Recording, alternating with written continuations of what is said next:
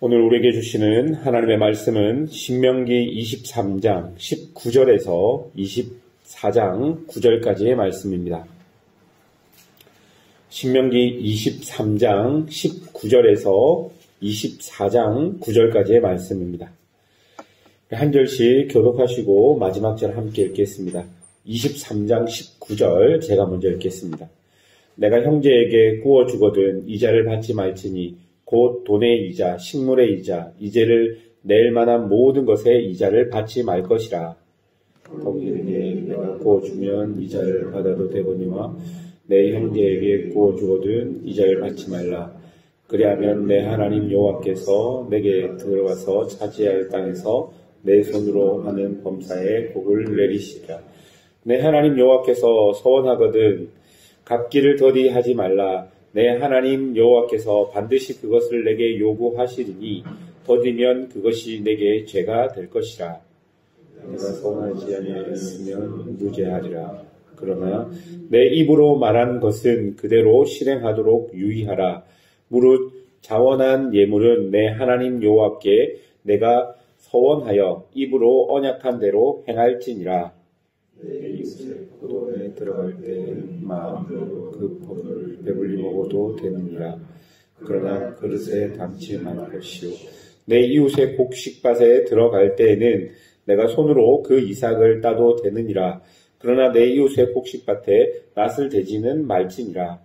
사람이 아들을 낳지 않아 데려온 후에 그에게 수치가 되는 일이 있음을 발견하고 그를 기뻐하지 아니하면 이혼 준소를 써서 그의 손에 주고 그를 자기 집에서 내보낼 것이요. 그 여자는 그의 집에서 나가서 다른 사람의 아내가 되려니와 그의 둘째 남편도 그를 미워하여 이혼 준소를 써서 그의 손에 주고 그를 자기 집에서 내보냈거니와 또한 그 아내를 맞이한 둘째 남편이 죽었다. 그 여자는 이미 몸을 더럽혔은지 그를 내보낸 전 남편이 그를 다시 아내로 맞이하지 말지니 이 일은 여호와 앞에 가증한 것이라. 너는 내 하나님 여호와께서 내게 기업으로 주시는 땅을 범죄하게 하지 말지니라. 사람이 새로의 아내를 맞이하였으면 그를 그대로 내보내지 말 것이요 아무 짐도 그에게 맡기지 말 것이요. 그는 1년 동안 한가하게 집에 있으면서 그가 맞이한 아내를 즐겁게 할지니라. 사람이 맷돌이나 그 윗짝을 전당 잡히지 말지니 이는 그 생명을 전당 잡음이니라. 사람이 자기 형제 곧 이스라엘 자손 중 한 사람을 유인하여 종으로 남거나 한 것이 발견되면 그 유인한 자들을 죽일지니 이같이 하여 너희 중에 악을 제할지니 너는 나병에 대하여 삼가서 레위 사람 제사장들이 너희에게 가르치는 대로 내가 힘써 다 지켜 행하되 너희는 내가 그들에게 명령한 대로 지켜 행하라. 너희는 애굽에서 나오는 길에서 내 하나님 여호와께서 미람에게 행하신 일을 기억할지니라. 아멘. 하나님은 하나님의 백성을 각 개인으로 부르시고 또한 그들을 함께 모여 사는 공동체로 부르셨습니다. 그래서 그리스도인들이 그 하나님의 부르심에 합당하게 살기 위해서는 먼저 자신을 부르신 하나님과의 관계 안에서 사는 것이고, 둘째는 하나님이 부르신 그 공동체 안에서 사람들과의 관계 안에서 살아가는 것입니다. 이스라엘은 이제 광야를 지나 하나님이 주신 가나안 땅으로 들어갑니다. 그 땅은 그냥 비어 있었던 땅이 아니라 이미 그 땅을 살아가는 원주민들이 있었습니다. 그래서 하나님은 이스라엘에게 그 원주민들이 가진 삶의 모습이 아니라 하나님을 믿는 사람들로 그 땅을 살아가도록 구별된 공동체 안에 규약들, 규칙들, 율법들을 주고 계시는 것입니다. 본문에 나온 규칙들을 한번 살펴보도록 합시다. 19절에서 20절까지를 보면 이자의 문제가 나옵니다. 이스라엘 사람들끼리는 돈을 빌려주고 그것에 대한 이자를 받을 수 없다라고 기록합니다. 왜냐하면 부자들에게 그것이 착취의 수단이 될 수 있기 때문입니다.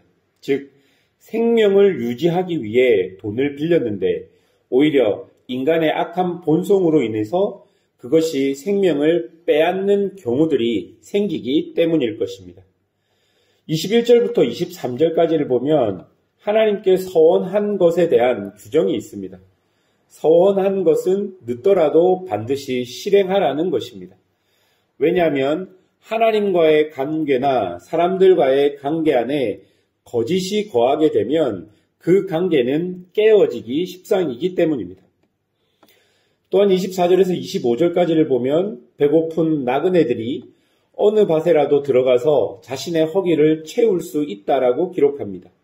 여러분, 이것은 기본적으로 환대와 친절을 말하는 것입니다.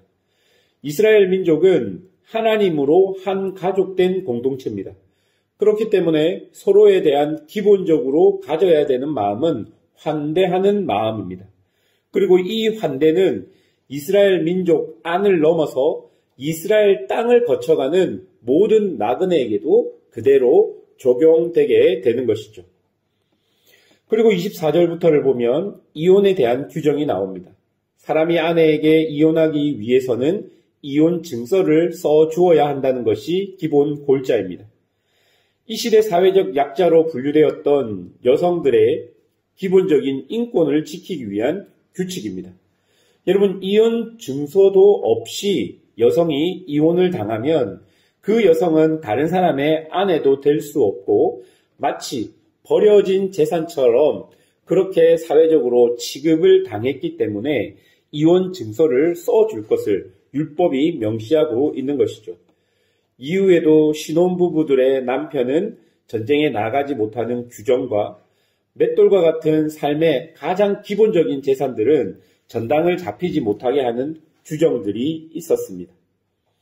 여러분, 이런 공동체 안에서 지켜야 되는 규칙들, 규정들, 율법들, 이런 것들이 궁극적으로 우리에게 말하고 있는 것이 무엇이겠습니까? 바로 생명의 소중함입니다.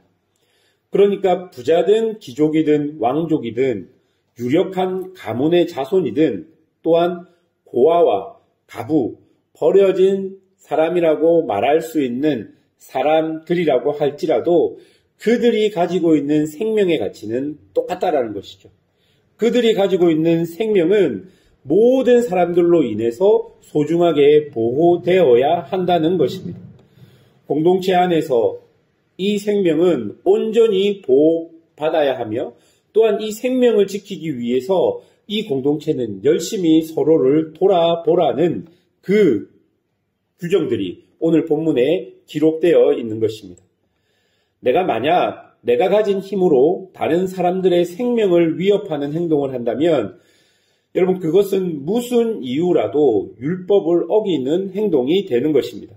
어떤 이유도 어떤 상황도 생명을 보존하고 지키는 행동보다 우선시 될 수 없음을 오늘 본문이 여러 규칙들을 통해 우리에게 말해주고 있는 것입니다. 혹여라도 힘이 있는 사람들이 자기 중심적으로 자신의 이득과 자신의 안녕을 위해서 사람들을 공경에 빠뜨리거나 힘없는 사람들을 조종하려 한다면 그것 자체가 하나님 앞에서는 악한 일이 되는 것입니다. 결국 하나님이 이런 규정들을 통해 하나님의 백성들에게 요구하시는 것은 많은 민족들이 살아가고 있는 그 고대 근동 그 사회 안에서 다른 민족과 하나님의 민족은 다름을 유지해야 된다고 이야기하는 것이죠. 구별됨을 유지해야 한다는 것을 말하고 있는 것입니다. 거룩함을 유지하고 있어야 된다는 것을 우리에게 이야기하고 있는 것입니다. 하나님의 백성이 그 땅, 그곳에 다른 민족과 함께 존재함으로써 그곳에 하나님의 뜻과 하나님의 나라가 임하게 되는 것입니다. 그리고 그곳 가운데 하나님의 통치가 드러나게 되는 것입니다. 하나님께서는 지금의 시대에 교회 공동체에게도 동일한 것을 요구하십니다. 세상의 법칙이 진실이 되어버린 이 세상 가운데 아직도 어리석은 것 같은 하나님의 법과 하나님의 율례를 따라 사는 사람들이 이 땅에 존재함을 우리는 보여주어야 하는 것이죠. 우리를 통해 하나님의 법칙이 이 땅 가운데 적용되고 그곳으로 서로가 서로를 인정하며 서로가 서로를 돌아보게 함으로써 우리가 있는 이곳이 하나님의 나라인 것을 우리를 통해 하나님은 내보이고 싶었던 것입니다. 절대로 내 마음에 들지 않는다고 그 사람의 생존권을 빼앗아 갈 수는 없는 것입니다. 여러분, 여러분의 삶에 한번 적용해 보십시오. 무엇보다 함께 살아가고 있고 함께 이곳 가운데 있는 모든 존재들, 인격들, 생명들을 우리가 존중하고 있는지를 한번 살펴보아야 할 것입니다. 그 존중의 가장 기본되는 것은 자기 중심성을 버리는 것이죠. 나를 중심으로 모든 것을 이해하고 해석하게 된다면 그것이 그 사람의 생명에 직접적인 영향을 주지 않는다고 할지라도 우리가 함께 살아가는 그 안에서의 존중함은 잊어버리게 될 것입니다. 그렇기 때문에 본문을 지금 이 시대에 적용하기 위해서는 자기 중심이 아니라 하나님의 중심으로 살아가고 있는지를 나에게 한번 적용해 보아야 할 것입니다. 서로가 함께 하나님의 나라를 지켜나가기 위해서 서로 함께 걸어가고 있는지를 살펴보아야 하는 것이죠. 배제하고 그리고 잘라내는 것이 아니라 함께 지켜가기 위해 노력하고 함께 지켜가기 위해 고민하고 사랑하는 것, 그것이 오늘 본문을 지금 이 시대에 적용하는 가장 중요한 포인트가 될 것입니다. 오늘도 우리 교회와 성도들 이 땅 안에 이런 은혜가 있었으면 좋겠습니다. 함께 기도하겠습니다. 우리 들었던 말씀을 기억하시면서 우리가 함께 기도할 때